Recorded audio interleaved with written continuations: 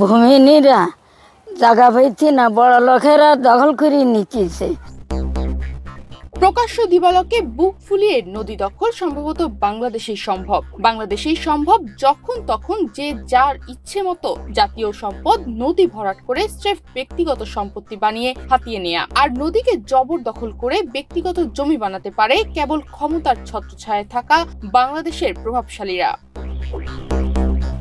সাতক্ষীরা শহরের অদূরে বিনের পোতা এলাকা, যেখানে দিয়ে প্রবাহিত হয়েছে বেতনা নদী। বেতনার দুই ধারে রয়েছে পানি উন্নয়ন বোর্ডের রাস্তার এক পাশে মৃতপ্রায় বেতনা নদী, অপর পাশে নির্মাণ করা হচ্ছে স্থানীয় এক প্রভাবশালী ব্যবসায়ী নেতার প্রায় 50 কোটি টাকার কারখানা। আর প্রকাশ্যে সবার চোখের সামনে নদী দখল করে কারখানা নির্মাণের মহাকর্মযজ্ঞ চললেও নীরব ভূমিকা পালন করছে প্রশাসন। বিনের পোতা এলাকায় বেতনা নদীর একাংশ দখলের ধ্বংসযজ্ঞ শুরু হয় বিগত আওয়ামী লীগ সরকারের সময়। সে সময় প্রশাসনকে ম্যানেজ করে Hasan food and beverage limited নামের একটি প্রতিষ্ঠান কারখানা গড়ার কাজ শুরু করে। জুলাই আগস্ট ছাত্র জনতার গণঅভ্যুত্থানে আওয়ামী সরকার উধাও হয়ে গেলেও বহাল তবিয়তে এখনো প্রশাসনে রয়ে গেছে সেই ক্ষমতার সুবিধাভোগকারীরা। ফলে একই রকম ভাবে আরো বেপরোয়া ও নতুন উদ্যমে চলছে নদী হত্যার কাজ। এতে নদী সংলগ্ন খালগুলো বন্ধ হওয়ায় বর্ষা মৌসুমে সৃষ্টি হচ্ছে জলাবদ্ধতা, আর শুষ্ক মৌসুমে দেখা দিচ্ছে পানি স্বল্পতা। ফলে স্থানীয় কৃষকরা কৃষিকাজে নানামুখী ভোগান্তির শিকার হচ্ছেন। বিশেষ করে জমিতে নদীর পানি ব্যবহার করে সেচ দিতে পারছেন না, ফলে কৃষিতে নেতিবাচক প্রভাব পড়ছে। একই সাথে ঘটছে পরিবেশ বিপর্যয়। এসব প্রাণ প্রকৃতি ধ্বংসকারী অবৈধ স্থাপনা উচ্ছেদের দাবি জানিয়েছেন স্থানীয় কৃষিজীবী মানুষ।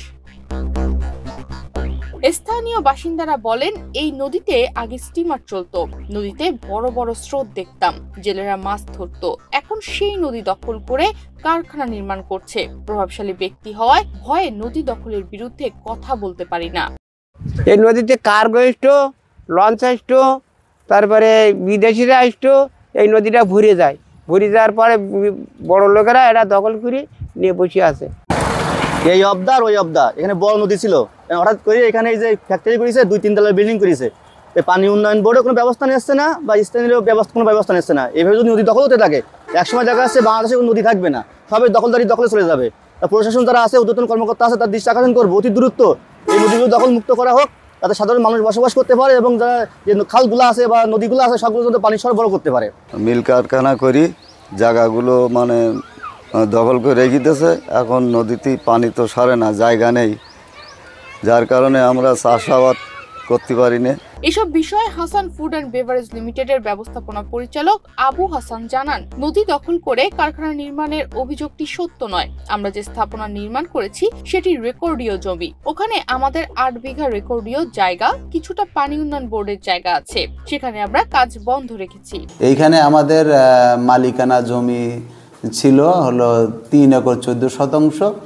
এখান থেকে আমাদের পানি উন্নয়ন বোর্ড থেকে আমাদের একর করে নিয়েছে 40 শতাংশ জায়গা। এখন বর্তমান বিআরএস খতিয়ানের রেকর্ডীয় মালিক আমরা 2 একর 74 শতাংশ জায়গা। সাতক্ষীরা জেলা প্রশাসক মুস্তাক আহমেদ জানিয়েছেন, পরিবেশ অধিদপ্তর ও মন্ত্রণালয়ের নির্দেশক্রমে অবৈধ স্থাপনা উচ্ছেদে 0 টলারেন্স নীতি রয়েছে সরকারের। অচিরেই এসব অবৈধ স্থাপনার চিহ্নিত করে ব্যবস্থা গ্রহণ করা হবে। নদীর মধ্যে কিছু অবৈধ বা কিছু স্থাপনা গড়ে উঠেছে, এটা ডিসি রেভিনিউকে নির্দেশনা দিয়েছি।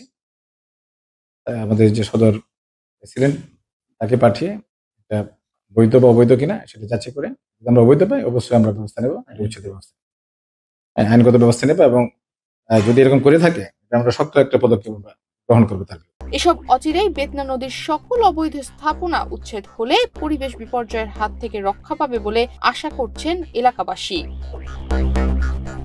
তনিমা রহমান, বাংলাদেশ প্রতিদিন।